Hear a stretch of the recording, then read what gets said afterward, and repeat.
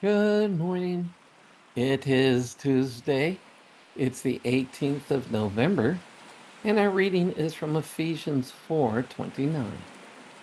You must let no unwholesome word come out of your mouth, but only what is beneficial for the building up of one in need, that it would give grace to those who hear.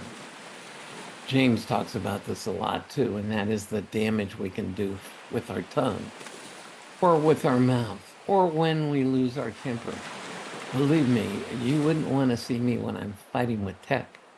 In fact, as I was recording this today, I was fighting with the Zoom that I use to record these vlogs, and you wouldn't want to be around me.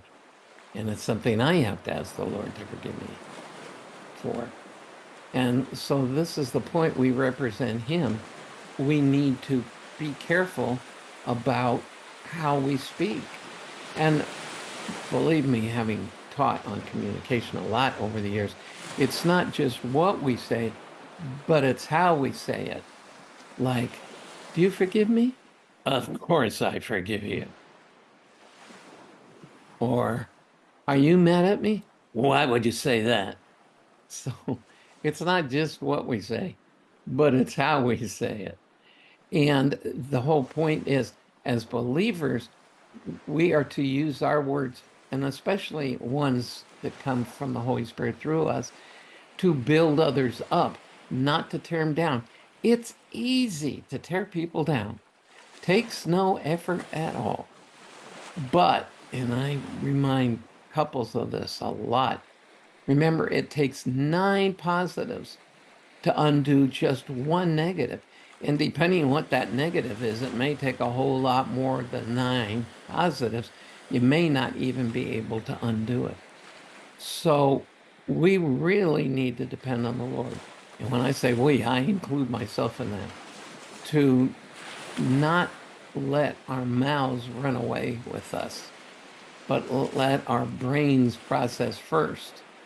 The old count back from 10 is actually, from a brain chemistry standpoint, really works, because when we get an adrenaline dump, really mad, for sometimes for valid reasons, unless we stop ourselves, we get a kick in of adrenaline that shuts down our conscience, so to speak, and who knows what comes out of our mouth. But by counting backwards from 10, which Grandma told us to do, or if you speak a foreign language as a second language, counting back from 10 in that language, what that does is cause us to think, to re-kick in our prefrontal cortex, to be able to ask the Lord for help, and not say the first thing we want to say that comes out of our mouth. So our words are to build up, not to tear down. And so keep that in mind for today. And if you've not apologized yet for some tearing down you've done recently, be a good time to ask forgiveness, not just of God, but of the person you were less than appropriate to. So have a peaceful day, have a thoughtful day, and watch your words. And I'll see you again tomorrow.